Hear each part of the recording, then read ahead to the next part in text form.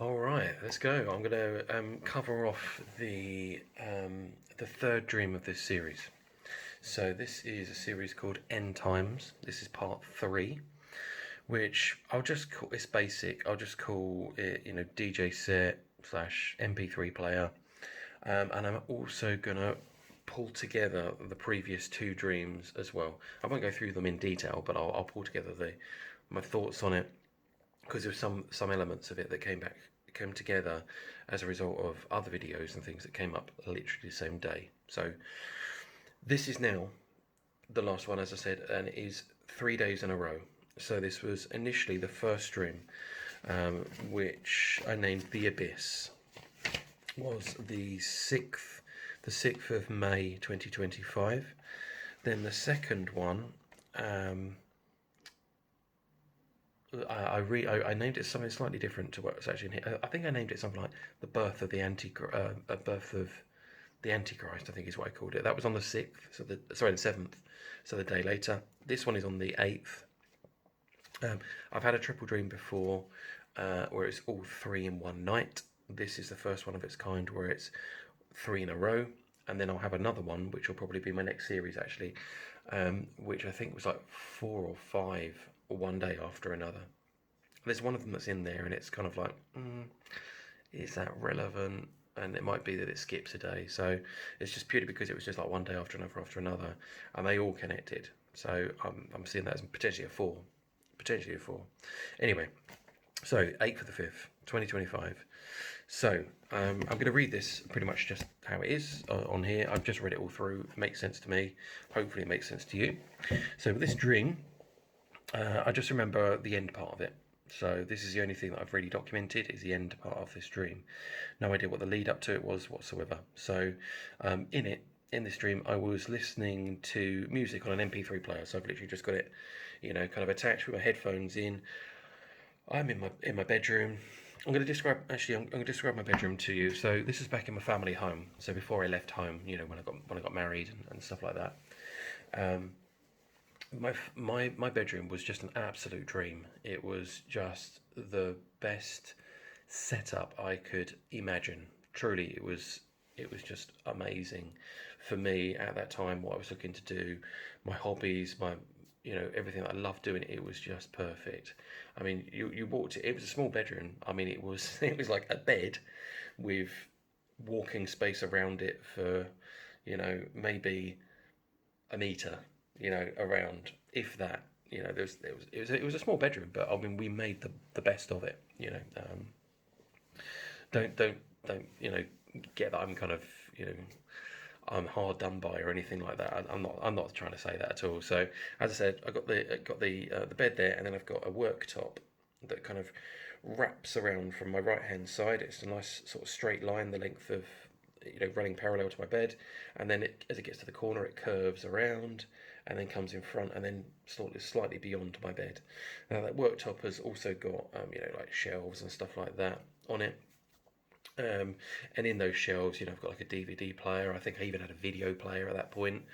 I've got my MP3 sort of hi-fi sort of standalone thing. CD players. It's all packed in there. A big amplifier. Then I've got some big monitor speakers for my all my DJing and stuff like that. So they're on there.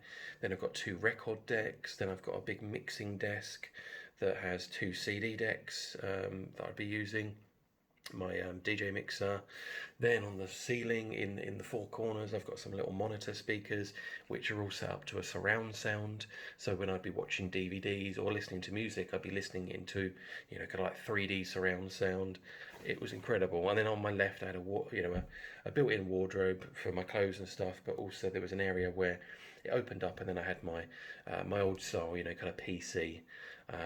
Where I used to play on my computer games and listen to music and stuff like that as well. So, and on the wall, again, bearing in mind when this was all put together, I was a teenager, like 18, 19, 20, something like that. Probably late teens, to be fair. Over the course of that time, as I was getting older, I ended up putting bar optics, so just like you have in a bar, where you put the upended, drink in, and then it's get your alcohol out. I was into my drink big time, big time. And so I had all four bar optics all set up. You know, vodka, some whiskey. You know, got some sort of a shot set up. All of that kind of stuff. And I was that kind of guy where, you know, I was heavily into drink. You know, I wouldn't just, you know, during the week just start, you know, banging out drinks and stuff. I wasn't like that, but you know, when Friday came, you know, Saturday came, then I'd be banging about, you know, loads of those drinks, getting all the pre-drinks in, and then go to my mates, get some more drinks in, and I'd be gone, you know, before I even got into town, you know. And that was basically what it was like with my friends. I mean, um, it was just the way we did things. I mean, I think we've got a bit of a drinking culture in the UK, probably more than a lot of countries do. Um, and I don't know what it's like now anymore, but I mean, at that time it was kind of peaking. You know, the club scene was peaking. You know, dance music was even like pop music. It was mainstream. I was into house music.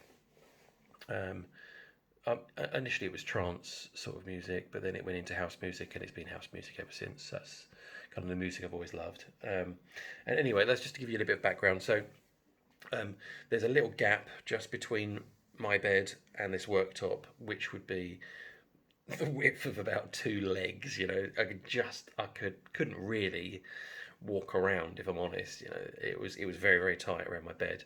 Um, but so I'm standing there, and I've got my MP3 player on. I'm listening to some music. I'm listening to a DJ set, and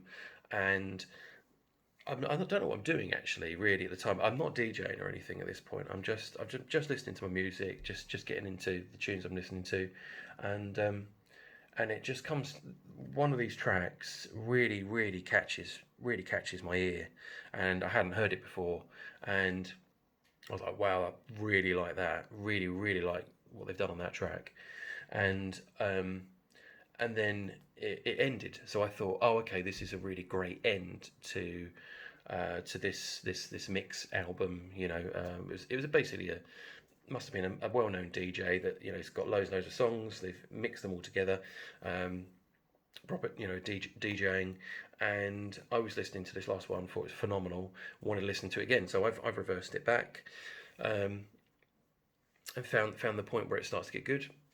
And oh, actually no, sorry, I skipped it back a track. Sorry, that's what I did. So I just went back a track to listen to that again. Headphones in, get back to what I'm doing, and then I hear that bit, and I'm like, yeah, I really like that bit. That's really good. And I was very much in a habit of. It was almost like, you know, Pokemons. You know, you got to catch them all. I was very much like that with music tracks. And this was back when obviously you could download music. There was no real repercussions. You know, this was sort of post Napster, which was like the first one, and that went bad. Obviously, that went really wrong. But there was lots of other ones that came out after that. Quite a few that you could use, and I was illegally, you know, downloading music for me to DJ with. I was buying. Don't get me wrong. I was buying a huge amount. I was spending so much of my wages on music. You know, buying records, buying CDs. I'd be down there so frequently and you know, purchasing music all the time.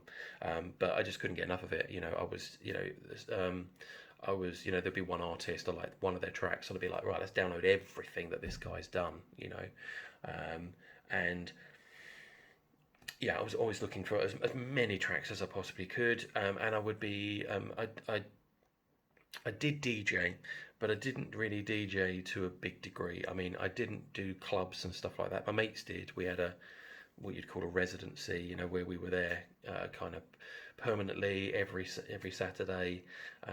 We'd be DJing at a venue. I say we, you know, I'd set up all the gear and stuff like that, and I wouldn't actually do the DJing, but I was part of all that kind of setup thing, and I could DJ. I mean, obviously, I was DJing in 1999. That was my first year. I got for my birthday. I got some mixing stuff my dad bought me, and that was it. I was fully focused, and that very year, 1999, going into Millennium, I'd only been DJing. Well, my birthday's in October, and I'd only been DJing from October through to New Year, and I was DJing a New Year's party, which was crazy. But yeah, I was obsessed with patterns with tracks. So a certain thing. I'd be looking at, oh, that will match brilliantly with this. You've got to have a really good ear. And some people can pull off all sorts of stuff. You've got to be very creative, though. I'm very analytical, so for me, it was like, oh no, that wasn't quite right. That it was just slightly out. Right, re-record it. Or I'm not really sure about whether those tracks go together. So I would plan it and really plan it. So I'd have all my CDs out and I'd be like, no, not that one, not this one, and yeah. But then I'm a perfectionist. Not that you would get that from some of these videos, but detail you probably get from these videos because they can be quite long, unfortunately.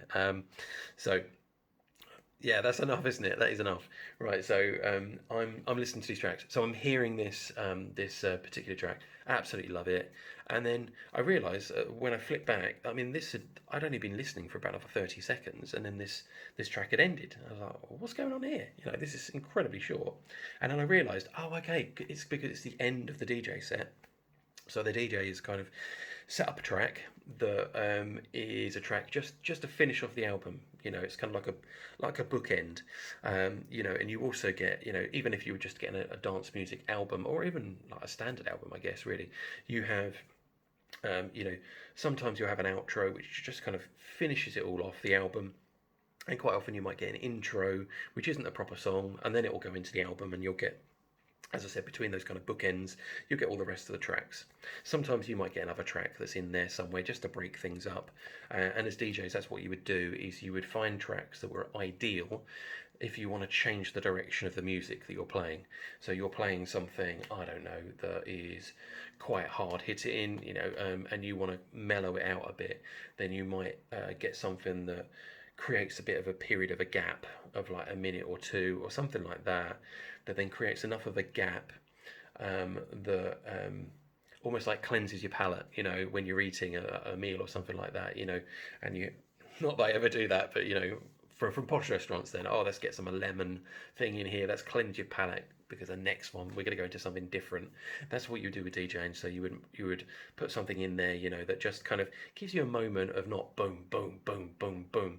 That's mellow out for a bit, and maybe that's changed direction, and now we're going to break up the beats, or we're going to just go in a completely different direction. That's what you would use, stuff like that. And it's also a crafty way that if you're wanting to increase the speed, let's say this track is 130 beats per minute, this one's 120, it would be difficult because you'd either have to increase the speed on this one or decrease the speed on that one to get them to match.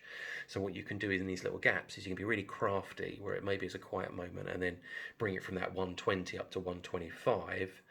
So then when it comes back in this little gap of the music, then you can maybe get that BPM back up to the 130 you want to hear, and the people's ears that are listening haven't quite detected what you've been up to. If you're a DJ, though, you are detecting it, and you know exactly what the DJ is doing. It's quite funny being a DJ and actually listening to a DJ. You're like, I know what you're up to. It's quite funny. But I used to be kind of quite analytical, and me and all my mates, we were terrible. Like, we would go out listening to a DJ, and we're like, oh yeah, here it comes. Oh, it's galloping, it's not, like, it's not matching properly. Oh, mate, what an absolute mess. It was so critical because, as I said, we were all DJs, so we knew what we were doing, and we were expecting we had a high bar ourselves as to what to expect when we went out. Anyway, so that's basically how it ends, is this outro, and I realised, sorry, I haven't even mentioned that, I realised that this is essentially an outro. As I said, it's a finishing off everything, okay? Only about 30 seconds, about a minute, but it's finishing off the DJ set. And that's all it was. Again, because of all the chat I've chucked in there, I've kind of extended it out quite a bit, but it was a brief dream. It was really brief, really brief dream. But I woke up and I felt like that was significant in some way, because it was just an odd dream, really odd dream, and so I wrote it down. That is my habit. I write down all dreams that I remember. You do get a feel, and I've mentioned this multiple times. You get a feel for something that you should note down. If it's not noteworthy, I probably still won't write it down, because you just sometimes never know. So you'll hear me go through dreams, and it'll be, oh, there was this bit, and I kicked a football in a goal, and there was a couple of people went yay, and then we went into something else. You're like, well, what are you really getting from that? I include it quite often because I don't know whether there is a connection, and sometimes I haven't realised there's a connection. So I don't want to discount something because of never discount your dreams because you never know how important they are. This is an example of that, and I've given other examples before. So a tiny little dream, okay, but this is going to make sense now. Okay, so my thoughts are after the dream felt very inconsequential, a very short dream. Anyway, couldn't see any meaning in it whatsoever. But as I said, there you go. I was in the habit of recording most dreams I can remember. Now this is waking up in the morning of the 8th of the 5th, 2025.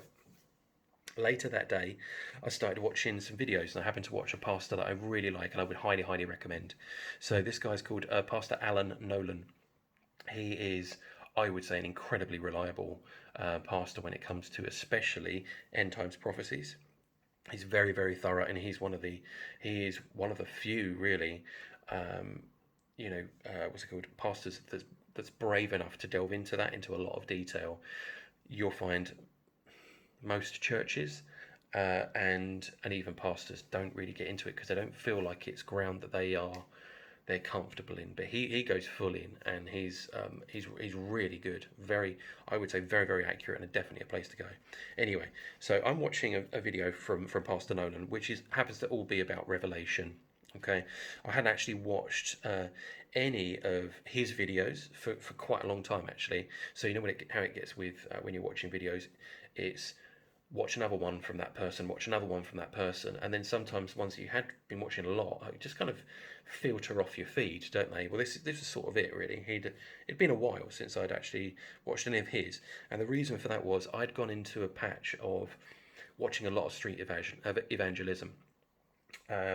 And there was just some phenomenal stuff I was seeing, seeing healing, seeing words of knowledge. I've had that once. I think I've had that once. Words of knowledge. This is where you are given information about a person that you wouldn't know. Absolutely random person, and you get information you would never know. And the street evangelism people may go, say something like. I know I don't know you, obviously, but you've got got a problem with your dad. He left when you were really young. You were abused by an uncle, and you got into drugs at an early age. You do this, you do that, and okay, you've had suicidal thoughts, and when you've tried to do it, and this is how you did it, and the person's just standing there thinking, how is this possible? How could you possibly know this about me? And they'll say, well, I'm telling you, this is God giving me this information so that you realise I am a messenger from God here, and I'm here to help you. What do you need healing for? What's your situation? What's your situation with God? And we'll go through, I've got a terrible backache. I've had it for 10 years, had an accident, sporting injury. I've never recovered. Right, okay, let's pray for you now. And then these people are just fine. Phenomenal stuff. Casting out demons, the full spectrum of everything that you kind of see in the Bible is just packed in. Some of these street preachers, some of them obviously are just preaching, and that's it. Some of them will do loads of giftings, and you think, wow, I mean, how could you not believe after that? And I wanted a piece of that. I thought, I mean, I don't have the confidence for that. I am actually, despite me obviously doing all these videos, I'm an introvert. I don't like to be the centre of attention, really. I do, I suppose, a little bit when I'm in a big group. I feel more comfortable in a group, but on my own, no, not at all. I don't like speaking I've had to speak in front of a crowd a couple of times. I hate it. It's not where I'm comfortable at all. And I'd actually, yeah, I thought we might go this route. So, I actually prayed to God one time because I was feeling like I really needed to. I really need to do more, and I was seeing this as an avenue. I thought, street evangelism, this is it. This is what I'll do. An opportunity to use these kind of giftings. That'd be incredible. And I'm not looking at it for my own personal glory. I mean, it's difficult to say that, isn't it? To be able to be involved in healing people and things like that. I mean, how you can't how you could be completely selfless in that scenario, I think is very, very difficult. So I've got to, yeah, I've got to put my hand up. I suppose, yeah, I was looking for a little bit of self glory, I guess, in that scenario, but I just wanted to help people. I really did, because my wife's got serious medical issues, and I just thought if that gifting could be given, I could completely change everything. I say obviously God, working through me, could change everything. Our lives could be so different, so much different. And I was convinced that this was the route. As I said, I prayed on it, and it's one of the very, very few times where I felt the Holy Spirit reply. I've probably only had it 3 times in my Christian life, which is not long. As I said, it's about 2.5 years. And I said out loud, look, I want to equip me. I want to go out there. I want to be a street evangelism. I want to bring people to Christ. I want to heal people. I want to help people. And while I was still praying, in this brief pause, I heard, that, are you sure? Really? Is this really what you want to do? With the emphasis on really. And it was like, it's kind of hard, it kind of sort of broke my heart in a little way, because I thought, yeah, God knows my heart's not really in that. It's not something that I feel comfortable with. I really want to help, but I just don't think I can do it. And I don't think I can do it confidently, and I don't know that I can represent God well enough, and I don't want to cause anything that would actually cause people that, give them that opportunity to be saved, to get healing, and I'm just a disappointment to them, So I took that as, okay, maybe God's closing that door and letting me know that's not really for me. Or is it that he's just putting that in there as an encouragement of, no, I'm going to do that. Yeah, I'm going to do it well, and I'm going to try. I'm going to get beyond all of my barriers and all the things that prevent me from doing that. I couldn't quite tell, but I don't know. As I said, it was very much a loving response of, like a dad sort of saying, "Are you sure you really want to do that, son?" Anyway, I really want to move on from that. Because again, I've gone over into things I never wanted to necessarily cover off. But so as I said, Pastor Nolan, he's talking about Revelation. I've been watching nothing but street evangelism for at least 2 weeks, or maybe more even. So I've not watched anything to do with any scripture at all, to be honest, which doesn't happen very often. But I'm in that same sort of period now, to be honest. I've been watching a lot of military stuff because of a lot of dreams I've been having about aircraft and things, and I've been watching loads of military stuff and dreams, not scripture. So it happens in phases. So anyway, so this particular video, we get into it. This particular video, Revelation. I click on it. The video says, yes, this is on Revelation 17:18. I'm like, yeah, whatever. I'm in, whatever it is. I'd not listened to a video, as I said, on scripture for at least 2 weeks or more. So I thought, yeah, it would actually make a really nice change to break up what I was watching, because it was just all street evangelism. Brilliant stuff. I was obsessed. I'm very focused on things. When I focus on it, I give it a lot. I give it 100%. And this is what I was doing. I mean, what I was actually reading, as far as the Bible at the time, this was actually Luke, and I think I'd just been recently finishing Luke, and I'd just moved into John, so I was absolutely miles off of Revelation. So I thought, excellent, give me a little bit of a refresher on Revelation. And the pastor says, and I'm doing the washing up. I'm washing up in the kitchen, and always listening to stuff. Every spare moment I've got, I'm watching videos. I'm listening to scripture. I'm devoting myself to essentially my Christian life, and making sure I've got as much information. As I said, I'm the sort of person who just needs. I'm always craving information, craving more. And the pastor says, while I'm washing up, right. It was kind of like, right, guys. So we're going to be talking about Revelation 17:18. Now, what I want to talk to you about today is, I'll cover off what I would call this. This is an interlude. So this is, a period where we've got loads of stuff that's been going on in Revelation. Then we've got a break that is going to cover some bits and pieces off and reconfirm some of our information, and then we're going to go back into it. So Revelation 17:18. This is kind of like an interlude. And as soon as I heard interlude, it was like, bing, my ears kind of prick up, and I'm like, interlude? Well, I've just dreamt about an outro. Now, an outro, as I said, is like a finishing off a track. Obviously, you've got an intro, which would be the beginning of an album that you want to start up a DJ set, or even just a music album. Interludes are the ones in the middle that take you in a different direction or break it all up. I was like, interlude, that's in the same category of outro, which I'd already mentioned, and that's specifically what I had. So I was like, okay, I'm listening, and I was very, very aware.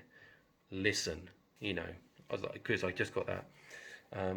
You get like a Holy Spirit kind of conviction, you know. As I said, it's just like that kind of heart leaping and galloping, and you're like, this is it, this is it, this is the message. I'm listening. So, as I said, my ears pricked up, my heart starts to race, and and knowing this is connected to my dream, absolutely connected to my dream, which was just random dream. Instantly thought, yes, thought of my dream and the outro part, and obviously made a connection to interlude, again being, you know, into music and stuff like that. So I knew that this was something I needed to hear, needed to listen to it, and yeah, I have those moments quite often. No, I don't. I wouldn't say it often. Actually, I wrote often. It doesn't happen that often, actually, but you know when you know that is something that you need to listen to, and yeah, but this was a revelation of itself. Obviously, that I knew that something was coming up here that God was placing in front of me and saying, "Here it is. Listen." Anyway, only a few minutes into me, obviously, listening to this pastor, he's talking about the whore of Babylon. Okay, now riding the whore of Babylon, riding on the beast. So this is kind of this is all symbology. There's not going to be an actual woman riding on a beast in the end times. You know, it's all symbolic. And he again, this is not me, what Pastor Nolan is saying, and this is this whore, this prostitute is referred to, of Babylon, is riding on the beast, and how that this represents the Roman Catholic Church. Okay, given the colours of the beast, so it describes that the prostitute is wearing purple and red, which are the same colours, obviously, of the priesthood. Of, well, you know, the cardinals and the bishops of the Roman Catholic Church. Also, it's to do with, again, another reason that Rome is identified, is that it's the city of seven hills, and in that sort of prophecy part, it talks about the 7 hills, and that is in history has only ever been known as Rome, the city of Rome on 7 hills. Okay, so it's identifying what he's saying. He's identifying the Roman Catholic Church. Yeah, how in the ancient world, yeah, it was always known as Rome. Bearing in mind that at this time as well, then when it was written, so in about 90 AD, then that was what it was known as for sure, and everybody knew that. And was the empire that was dominated? Or was it the Romans that were the ones that put him up on the cross? Obviously, it was the Jews that essentially said put him up there. You know, I say the Jews. Obviously, we're talking about we're really talking about those that really should have known better. You know, these are the people who, you know, knew the law, knew the prophecies, should have known this was the Messiah, but they didn't. They wouldn't accept it. Wasn't exactly how they wanted him to be, and how they interpreted the Bible, so they rejected him. Obviously, there was those that accepted him, out of even these kind of like, let's call them like religious elites, let's say, all that kind of stuff, but the majority didn't. And yeah, so it keeps on going on, and he's saying about how in the 7 hills known as Rome, and he starts talking about the first desecration of the temple. Ding ding ding, yesterday's dream. And then how the first desecration of the temple was from Antiochus Epiphanes, who I believe was, yeah, he was a Greek. What would you? He was like was he like a Greek ruler of the army or something like that? Basically, he'd lost to the Romans, I think it was, in a battle, and he was coming back, you know, ashamed. And as he's coming back from the battle, he comes through Israel on the way back, and he's just so furious at his defeat that he goes in and he starts wrecking the place, and he takes it out on the Jews. So again, I won't go into loads of detail about that, but look into that. That's very interesting. look into Daniel, the Daniel, the prophet, the Daniel, the prophet, the Daniel, the prophet Daniel. Phenomenal. The detail around the Greeks, the Greek Empire, is to the point where people say it's impossible that this could have been written when it was written, because the detail level on what happened and the Roman Empire is, sorry, not Roman, Greek Empire is just insane. The level of the prophecy, how accurate it is as to exactly what happened. And Daniel was not around for the Greek Empire. He was long gone. He was around for the Babylonian Empire, then a little part of the Persian Empire, and then we had the Greek Empire afterwards. This is like a couple of hundred years later, you know. Around about 300 BC is the, again, I'm very much just around about, you know, around about 300, in the 300s BC is when the Greek Empire was ruling that region. Anyway, so it's around that sort of time that this happened, and the desecration of the temple was where, for the specifically Antiochus Epiphanes, was where he came in and he slaughtered a pig in the temple. Obviously, most people know that a pig is an unclean animal for Jews, and they just said, "You've desecrated the temple." He actually, I think, he proclaimed himself to be God in a sense. And that was like what we call typology or foreshadowing. It's an event that happened which sets up an event that will happen in the future. So again, this would be like Abraham, you know, going up on the mountain to sacrifice his son Isaac, and then God says, "Look, I know stop. You know, you show me you're willing." And then obviously that was him showing that he was willing, and then obviously God the Father does exactly the same thing. He sacrificed, but he goes ahead with it and sacrifices his own son. So Abraham and Isaac, his son Isaac, and also a lot of people think that Isaac, his son, was just a little boy. He was not. If you look at his ages and when he was, Abraham had his son, I'm not sure on the exact age, but he would have been somewhere in his 20s, maybe 30s. So he could have easily fought his dad off. Who's holding a knife and is going to sacrifice him. He willingly lays down on an altar. That's an incredible sacrifice. It was his only son, and it shows the son's submission to the father. Exactly the same as Jesus and the Father.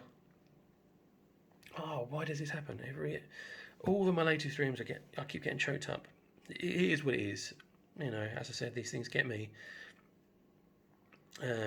So, Roman Catholic Church, talking about the temple being desecrated. I've just had the dream yesterday, which was talking about the temple being desecrated. You've got this weird demon that is in the temple, which is the third temple, and it's all kicking off big time. So this is that desecration of the temple. Obviously, the Jewish nation does not have a temple on the Temple Mount in Jerusalem currently. Feel free to look into that. It's incredibly close. They say that they've got the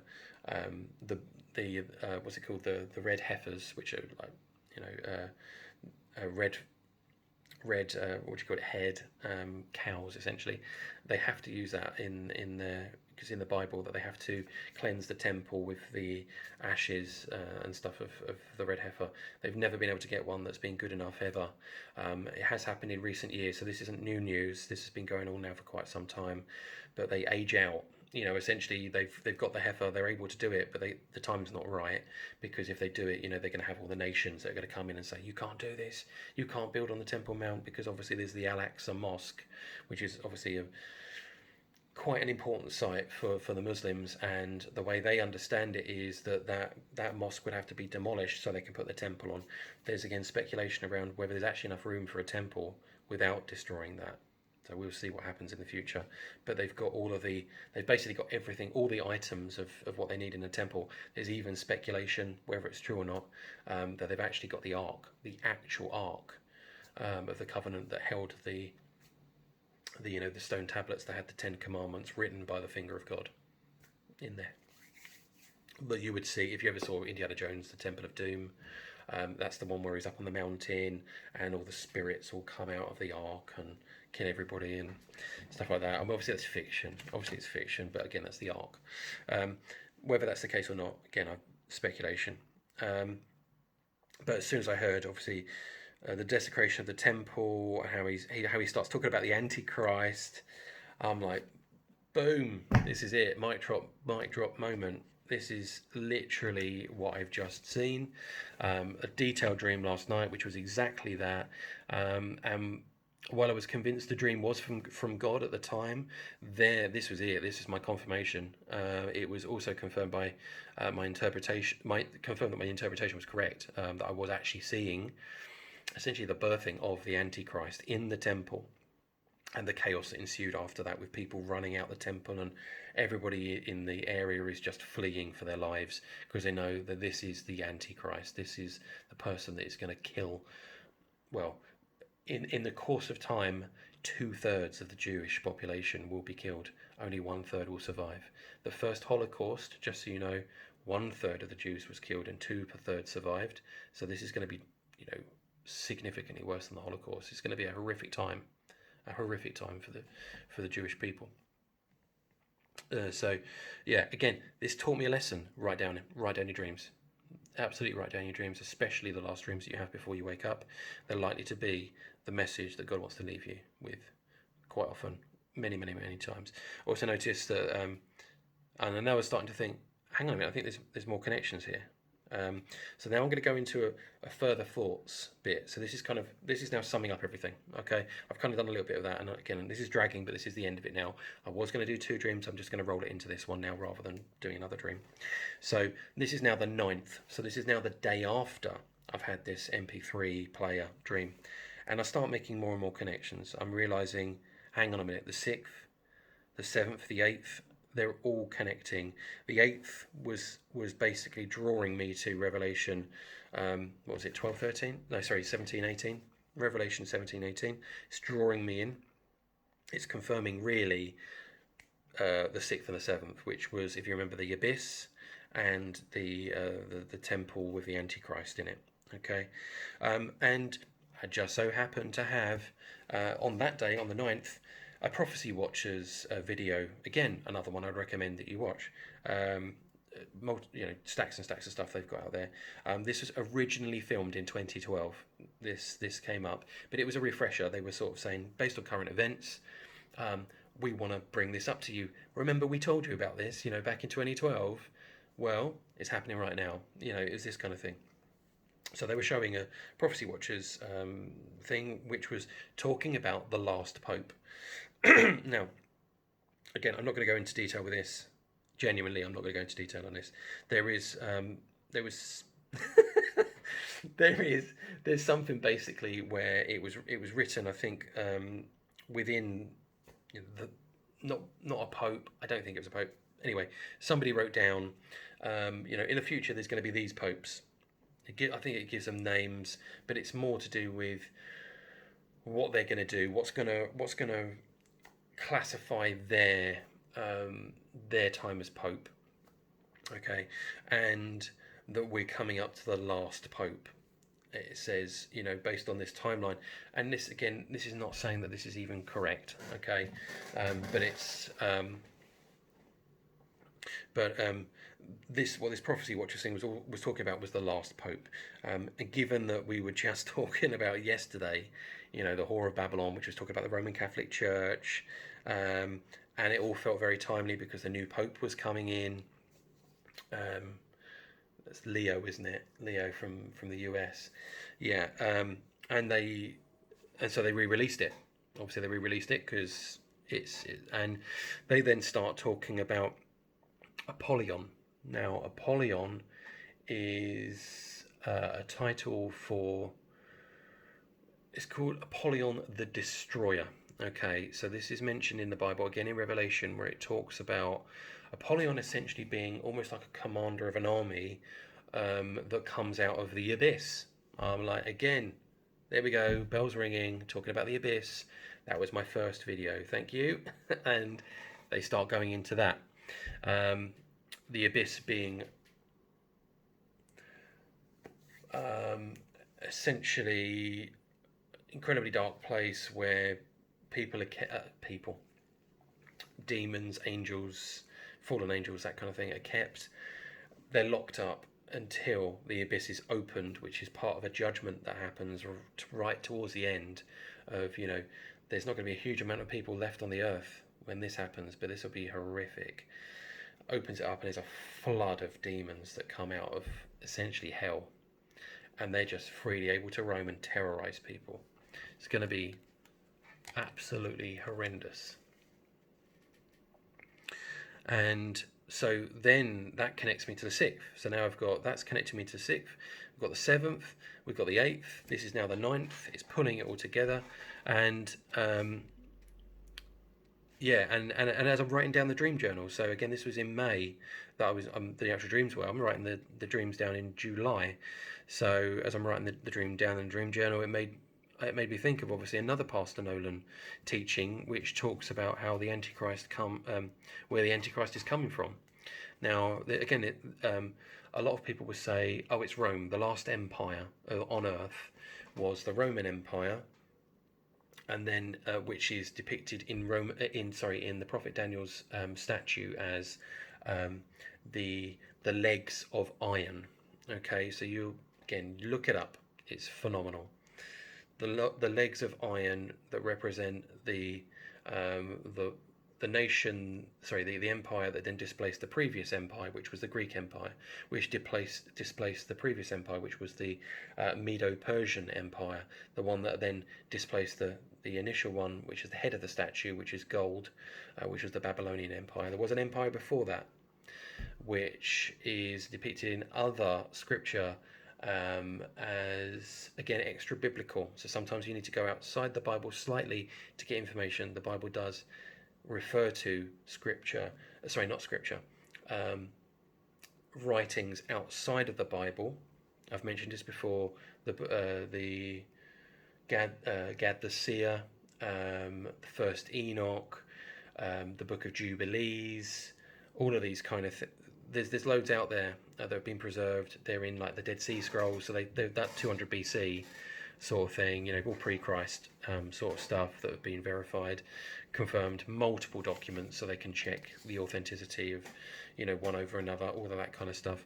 I've got copies of all of these, because there's phenomenal reading. There is something actually in Gad the Seer, I think it is, where it talks about, is it Gad the Seer? It's crazy. It talks about how there will be a system that will rise, and their symbol will be the crescent moon, and it will be south of Israel. Oh, that sounds a little bit like Islam. And then there will be another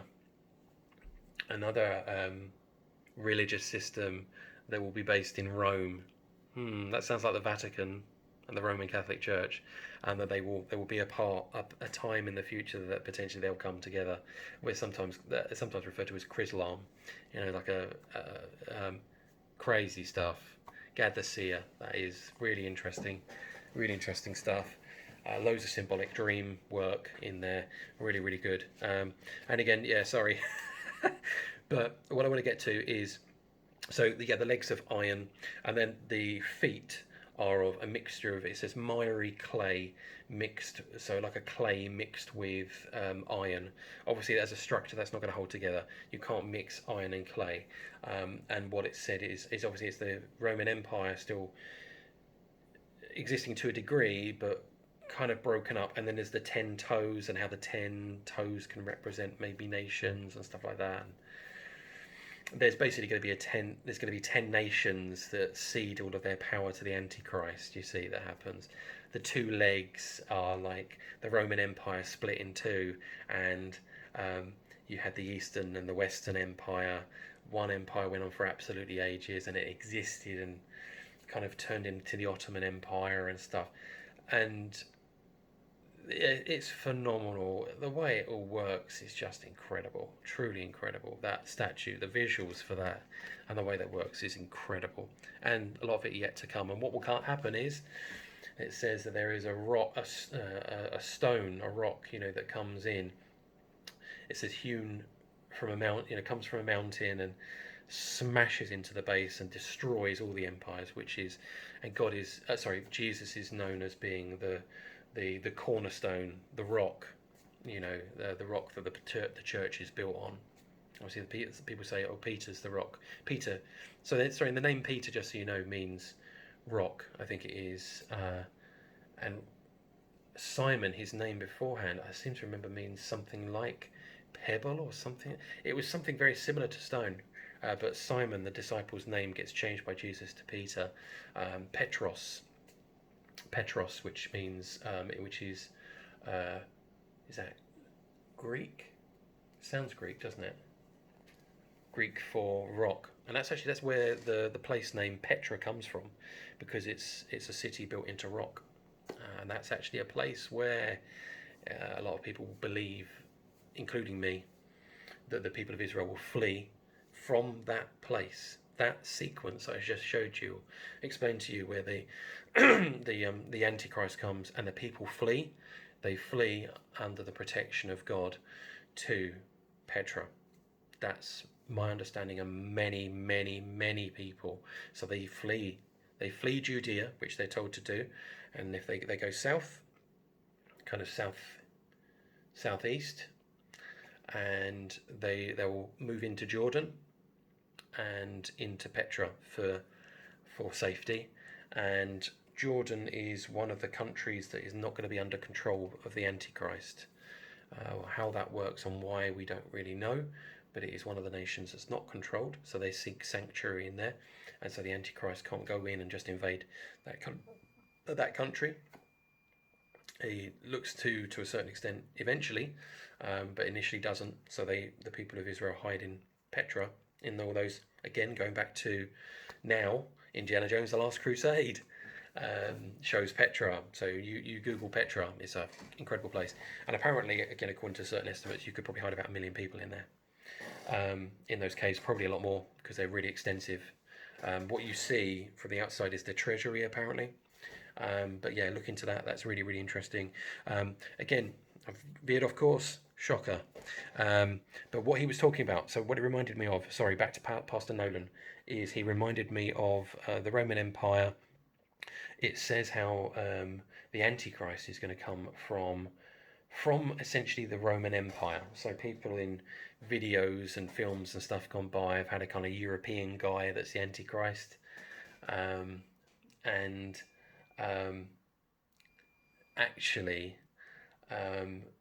more recently, I would have said, people are more coming around now to the, especially Pastor Nolan says, okay, but it's the people. It's like the ethnicity of the people come from the Roman Empire, but the Roman Empire spread over a huge distance, and it wasn't full of Romans, shockingly.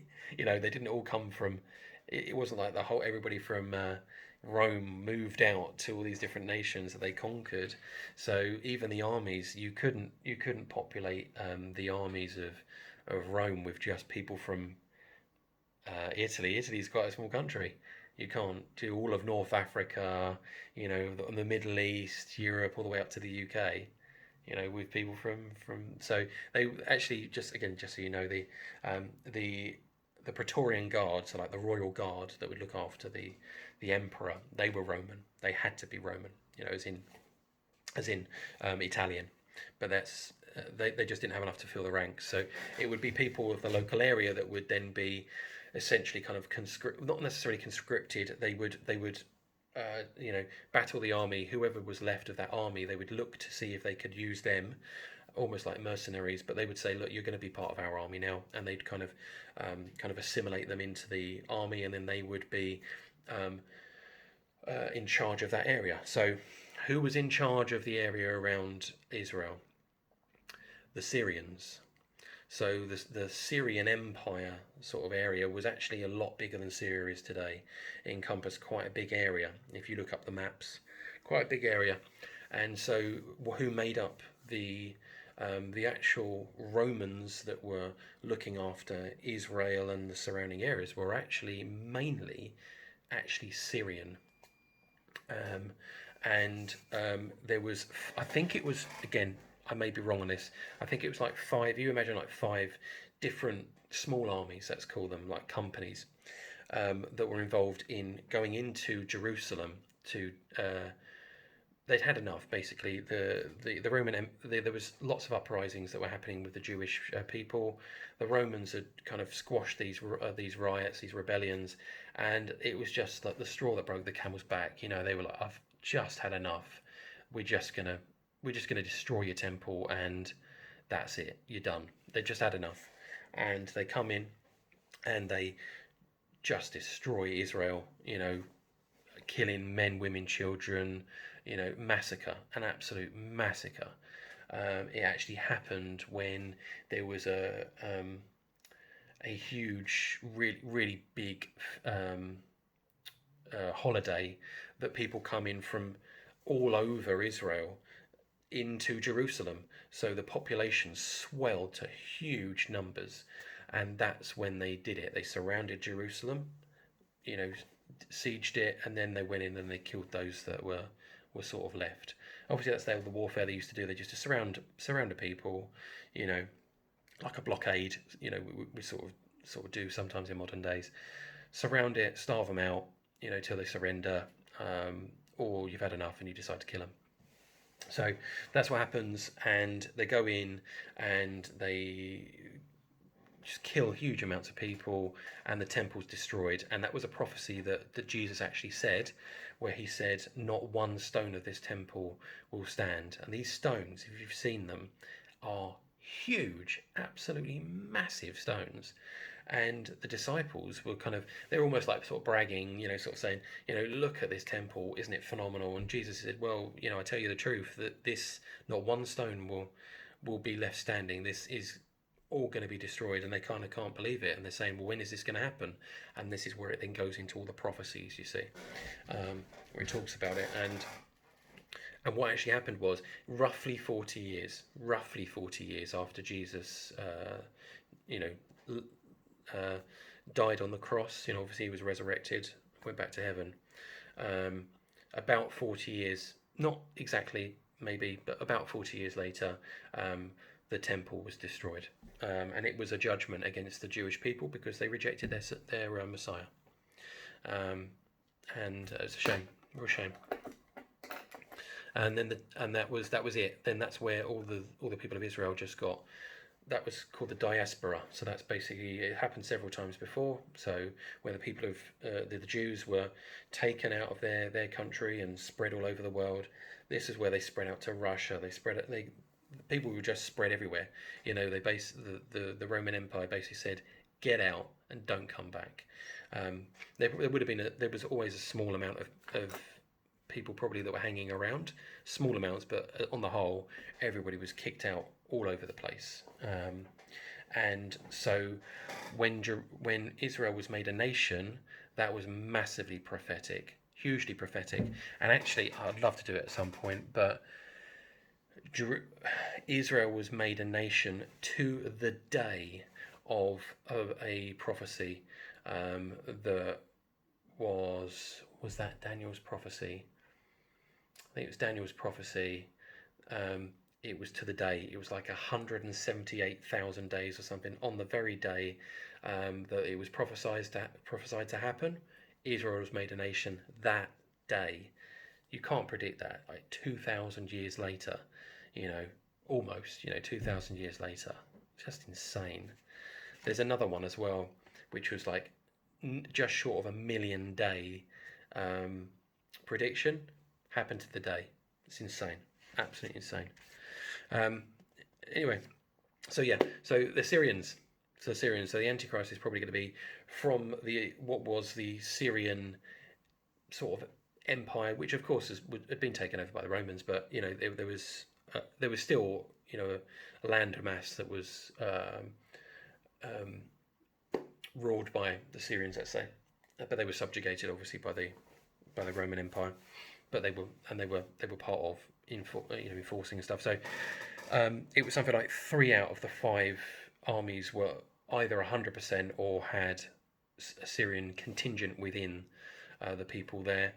Um, and so those that killed, that destroyed the temple were really, yes, the Roman Empire, but really Syrian. And actually, the Antichrist is called the Assyrian quite a few times in the Bible. He's referred to as the Assyrian. The Assyrian is not the same as Syrian. So the Assyrian Empire was big, a lot bigger than Syria, and I can't remember really whereabouts that was. But yeah, again, look that up if you want to. So yeah, I'll bring that to a close. So incredibly long video, incredibly long video. Obviously, I've given you a lot of extra stuff in there, a lot of extra stuff which brings all those videos together. I'm trying to think if there's anything I missed off. Yeah, so as I said, the Antichrist is likely to be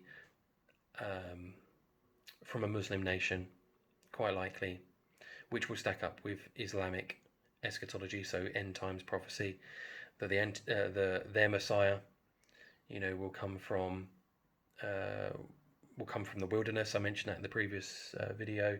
Will come from the wilderness. Christians are told, you're going to hear there's going to be messiahs and they're going to come from the wilderness. Don't go out there. Do not go out there. I'm not going to come back in that way. I'm not coming back in the wilderness. I could deviate further, but I'm not going to, because everything opens up from one thing to the next thing to the next thing. You could just carry on. I could carry on talking about this for another hour and going into more prophecies and stuff like that, but I've got to draw it to an end. So thank you if you've carried on this long. I really do try to, despite me speaking for long periods of time, hopefully there's value in it. Hopefully you have the patience to come to the end. It means obviously for me, sending these to other people to maybe see other website, other YouTube channels.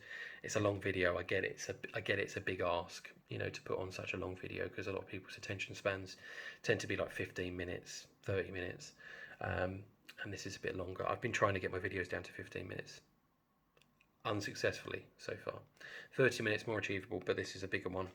So thank you for your attention. Hopefully you found it interesting. That's the end of my trilogy of End Times Dreams. And as I said, I'm going to start going into another one now. This is a lot. This is some crazy stuff. This involves a lot of friends. This involves things I'm going to have to contact them about. Okay. Thanks for your time.